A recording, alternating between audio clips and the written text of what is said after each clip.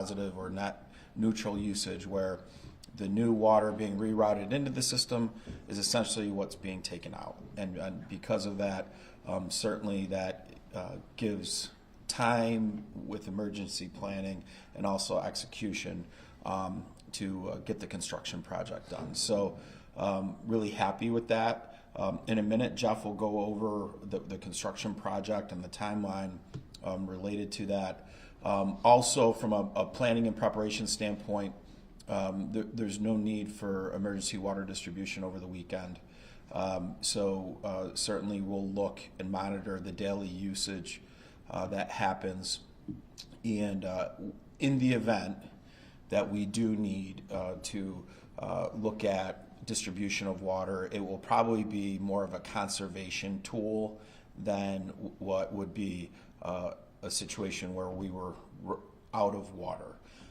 And so we'll look at that next week. We have already secured Fayetteville Manlius High School as the anchor location in the event we need to do mass water distribution, and our emergency management teams have already essentially prepared that location in the event in cooperation with the school district. That would be obviously, the best centrally located location for the impacted areas. And so in the event we have to press the on button, we'll press the on button. But right now it looks like the situation at least is stabilized. And it's stabilized because of the great work with all of our partners, OWCA, the city of Oneida, the city of Syracuse, the town of DeWitt, some of our corporate citizens who've changed the way they get their water in temporarily. But most importantly, the residents in the community continue to step up in a big way. Saying that, I'll turn it over to Jeff to kind of go over the construction timeline, where we stand, and also a little bit history on the infrastructure. Thank you, County Executive. Yeah, I wanted to just spend a brief moment letting everybody know how we got here. So we've got this map here that shows the site that we have had issues with. So we had an initial issue with a repair to a blow-off valve that is used to drain the line in the event there is an issue in that area. We actually had the tenant on the property refusing to give us access. He parked a bus over the top of the repair, so we could not get at it. So that required us actually to go to court to get that bus removed. It was eventually amicably settled. We were able to get the bus out of the way, and we were able to make that repair. At the time in August, the area that was being repaired was in very good shape. We didn't have to go quite as low as we had to go in the other areas. As you recall, there was a drought in during the summer, which led to a very standard repair, if you will, once we were able to get the bus there. It was not until they actually evicted the tenant there that we were able to get word from the landowner himself, who noticed that there was additional water flowing in this location just to upstream of the break, about 30 feet away. So once they were able to evict the tenant, get in there, the landowner called us, and we were able to identify a second leak. This leak was actually to a joint in the pipeline. That joint was repaired on December 6th by welding the joint shut. We closed up the hole, and then relatively quickly thereafter, we identified 2 additional leaks farther downstream from that leak that we repaired. Those leaks were repaired on the 18th of December. Shortly thereafter, the pressure significantly dropped in the system, and we realized that there was a catastrophic impact to the line. We had to shut it down, and that's what led us to the December 20th shutting down of the entire system and initiating the repair that we're talking about today. Questions? If you had this all to do over, now that you've seen what the end result was, what would you have done differently? The sequence of the timeline they just went over. We make repairs on our system every single day. We are very, very conversant in that. So we try to attack leaks when they come at us.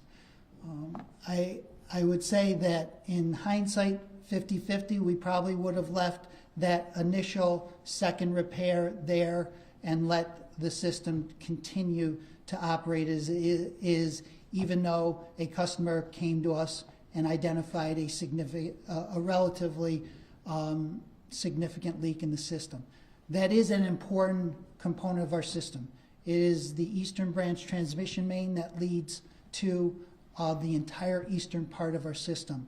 When we identify leaks, we attack them. That's what we do. We attack them as we would any other leak in the system.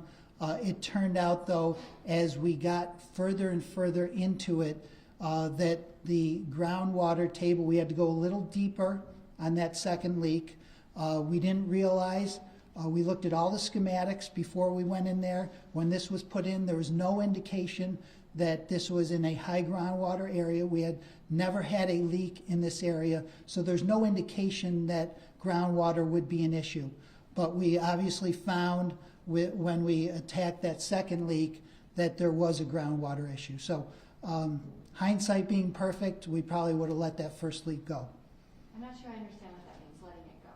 We would have just let it continue to leak, knowing that we probably would have to build a very extensive bypass in the summer months and got at the leak during the summer. And instead, what did you do? We went and we fixed the repair. We fixed the leak. I see. How often are pipes like this checked? Is there like a protocol for how often you should check pipes?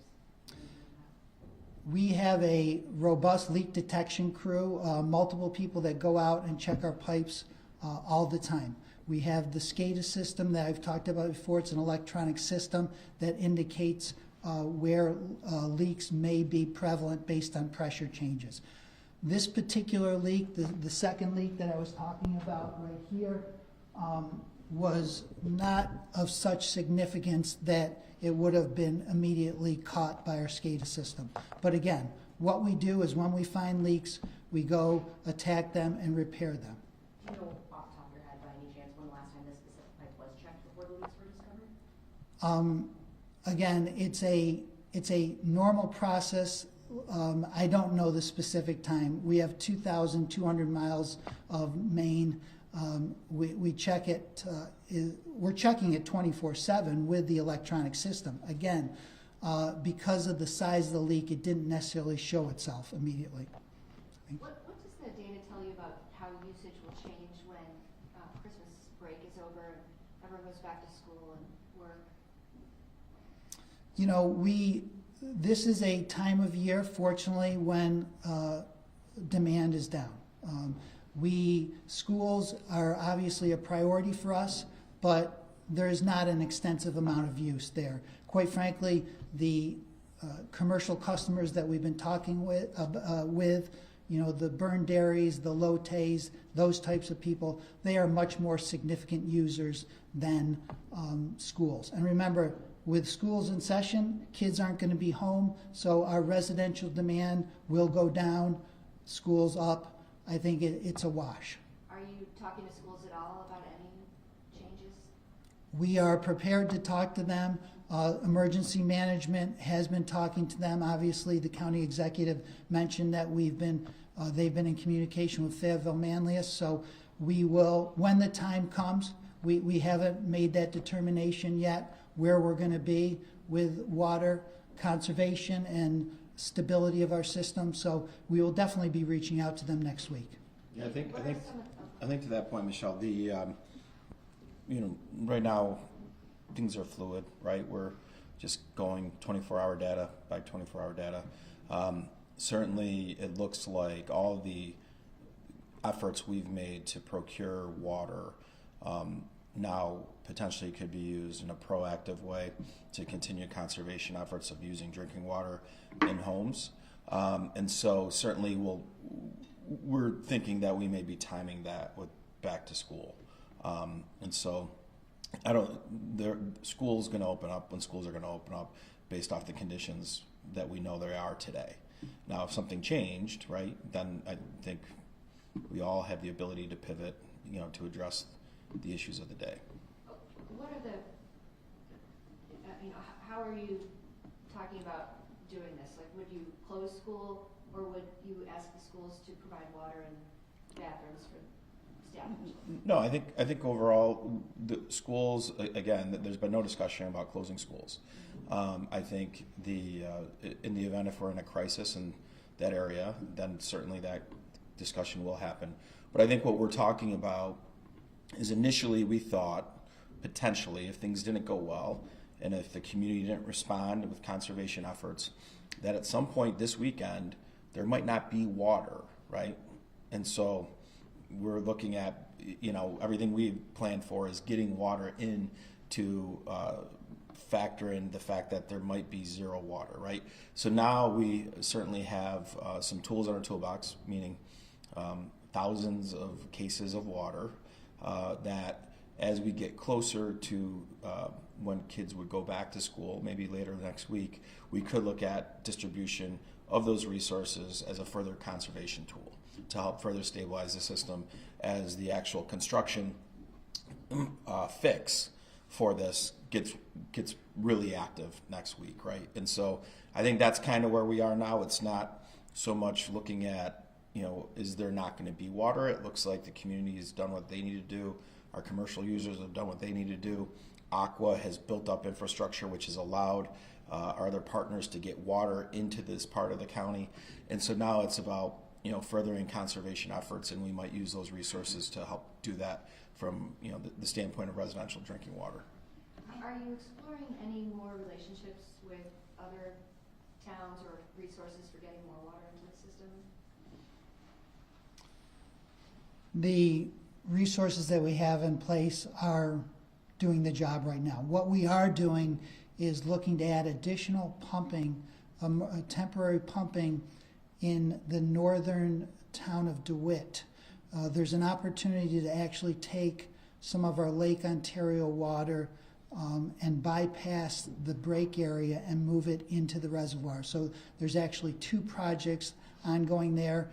We're looking to install 900 feet of additional piping that would be both above ground and below ground along Fly Road to provide additional pumping into the eastern reservoir. We are also looking at the Collimer area to do a shorter run at the intersection of Malloy Road and Thompson Road that would again add additional capacity from Ontario around the break into the affected area. Okay. And then from Oneida, there is a limit on how much the city can give to you for environmental reasons. Is there any way to bypass that? Have you asked the state for permission, for example? The amount of water we're getting from Oneida, as I mentioned previously at a previous conference, is completely filling our tanks in Canastota, which then allows us to feed Chinnego. We are satisfied with the amount of water that we are getting. There's just some hydraulic issues that we can't pump it much past Chinnego. It's just as uphill, and it wouldn't make sense. And what does the timeline of these repairs look like? We are looking at getting the sheet driving in that is required to protect the work crews and to allow us to dewater. That's going to be in place by the middle of next week. We can dewater then immediately. At the same time we're dewatering, we are actually digging wells. As we're putting that sheeting in, we are dewatering as the water table goes down, we're actually going to start excavating the site. So we are looking into the first full week of January where we're going to be working. I think this is like, I know many of you probably know this, but in a way we're very blessed with watching this play out and understanding this. Essentially, we have this massive water source in Lake Ontario. And historically, that was, think of wholesale water infrastructure. The Metropolitan Water Board used to sell water to OWCA, to the city at times, to the town of DeWitt, to other counties. OWCA then had their own water sources, being some that they were buying from the wholesale provider, and then the Cicero Lake. And then the city of Syracuse gets their water directly from Skaneateles Lake, and at times would buy water from Lake Ontario. And so then OWCA manages water on the other part, in other parts of the county, right? So this isn't just the water authority is an independent authority that services multiple counties and multiple communities in those counties, and the ratepayers pay the bills, right? The users of the water. And so probably about 10 years ago, the County of Onondaga worked with OWCA, and OWCA manages the infrastructure now for the County of Onondaga from Lake Ontario. But most communities, if a transmission line went down like this, do not have the ability to draw water from Skaneateles Lake, Cicero Lake, to backfeed certain parts of the county like we do. This is an amazing water system we have, and essentially one of the hardest areas in the community to lose water because of its geography, being that Manlius-Pompey area. We have this damage in this infrastructure, yet we're still getting through this. So I think overall, it's a lot of people, at least in a lot of the comments and questions that we get, don't understand essentially where the water is coming from, how it works, and whatnot. And this, we're really blessed that we have all of this water in this community, that we can have a transmission line have a serious challenge, and we're not dry, right? And so we've planned and prepared for that day. It hasn't come. The community's rallied. The engineers and the OWCA team and the DeWitt team and the city of Syracuse and city of Oneida have done an amazing job to get us where we are. But the end of the day is why we're so competitive now economically for a lot of things is because of this resource we have, and the fact that we can take a body blow with an infrastructure leak, but we still keep moving forward. Have you had any communication with Micron over this situation? Yeah, this doesn't impact their section of the community, and their section of the community is a little bit easier to deal with in the event of a disruption because of the way you can get different water there. But yeah, just think of it this way: the major corporate users in this service section have not shut down. They're still making product, and we've been able to figure it out, and they've been good stakeholders. Obviously, with that type of manufacturing, OWCA is working directly with Micron, and we're building a second pipe from Lake Ontario to help service all the community, but certainly Micron will be a beneficiary of that as well, so that the community has additional insurance policies against disruptions moving forward because of obviously the unique manufacturing, and how if you're offline with that manufacturing in the semiconductor industry for hours, it's a real problem, let alone days. Have you heard of any more of your commercial users coming up with something clever to manage water? No, nothing specific in addition to what we've talked about previously. Tell us about the pump that's coming in from the Midwest. Do we not have anything closer to us? It's actually a drilling rig, to be clear, and it's brought on by this national contractor that we have coming in. They are an expert, Mercino, and they have operations throughout the eastern seaboard. So we wanted to get the best in here, right? This is a relatively unusual situation with the amount of area that we need to dewater. So we feel very, very confident in their abilities, and that's why we brought them in. That's where their rigs are. So their rigs are in New Jersey and the Midwest to drill 36-inch holes that will then pump out the water in 10 different locations to allow our crews to be safe. And I think that's an important point with this is we asked Jeff and his team, and they agreed with the strategy is let's get it right, okay? Let's fix it. Let's not rush 24, 36, 48 hours just to say we got it done faster. Let's fix it so we're not back at this 2 years, 3 years, 4 years down the road. And so I think their Aqua team has done a great job putting together the expertise in this area nationally. This would have been a regular fix. Jeff has talked about this would have been a month, maybe longer. This is a big deal, and putting together the right team nationally to come in, get the job fixed, do it right, do it well. So we're not talking about this as long as we're in these roles, and even you're in these roles, right? So that's the goal. What work has happened today? We are, as the county executive said, we want to get this right. So we have been, we have people out at the site identifying the exact locations where these wells are going to be dug. So when this equipment comes in on Monday, the crews come in on Monday, we will be ready to go. The pile driving machine has arrived today to drive those 40-foot sheets of metal. All of the metal is coming in over the weekend, so we will be ready to get at it on Monday at the very latest. How many people are working on this, or will be on Monday? I would estimate at least 50 to 75. And when you hired these contractors, did you have to do an emergency bid or Yes. something different than what you normally? That is true. Our board, we have a 5-member board, authorized emergency action to get these contractors in place immediately. And what is the cost? The cost of the dewatering alone is at least $1 million. So I don't have costs on everything else. That's the focus. I think it's going to be at least $500,000 to put the structure together to make sure the crews are safe. And I don't have a breakdown of everything other than that, but it's obviously in the multi-millions of dollars that it's going to cost to get this done. Do you expect that you'll have to borrow money for this? No, we have reserves in place that are intended just for this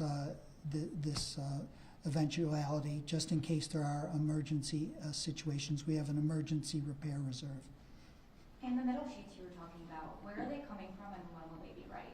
They are coming actually from all over central New York, and they're going to be ready, like I said, by the end of the weekend. We are just continuing to get them in from all parts of central New York and beyond, Batavia and in the Albany area.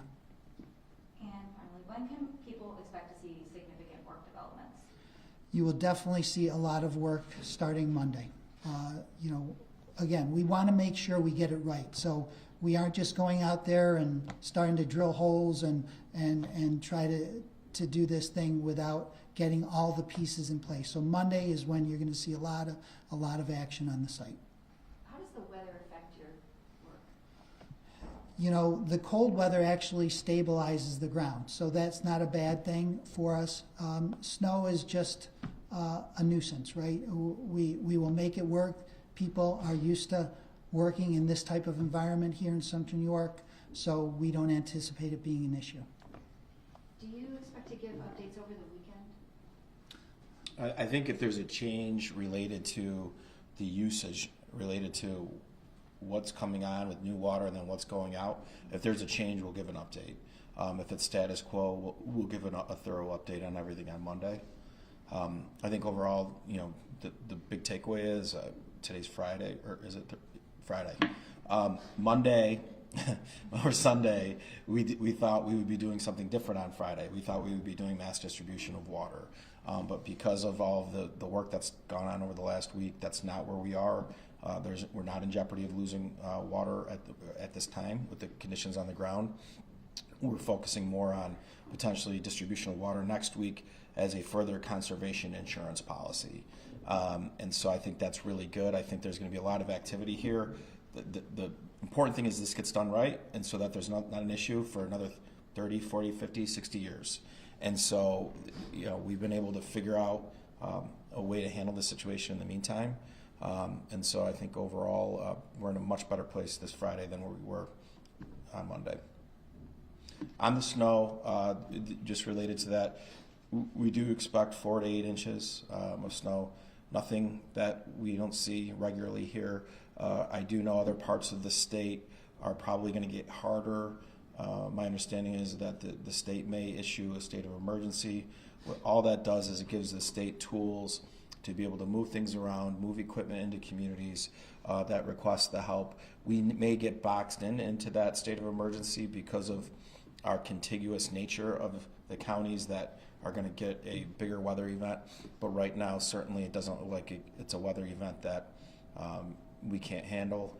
Obviously, we would always caution people to drive safely and take your time getting to where you need to be when there's lots of snow coming at us. So, but saying that, it doesn't look like, even if we're in this state of emergency that the governor is going to issue, it doesn't look like we're looking at getting pounded with snow in a way that we normally don't.